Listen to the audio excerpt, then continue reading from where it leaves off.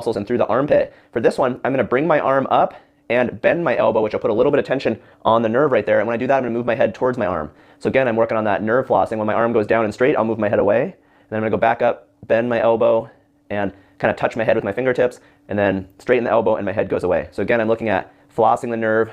In this situation, I'm pulling it and stretching it at my neck.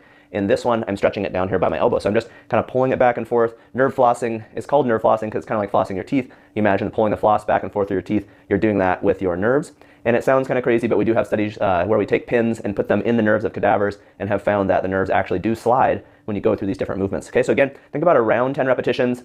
And you can do this as many times throughout the day as it helps your pain. But again, if your nerve flares up, then just take a break from it, do less repetitions, take a day off, whatever you need to do to let the nerve kind of calm back down. Okay, that's our second exercise. All right, so this is our last exercise, our last technique for the ulnar nerve. Again, this one is going to be the most stressful on the nerve. So just work up to this. Just pick the one in the video or maybe the first two if you're really sensitive. As things calm down, you can try this third one.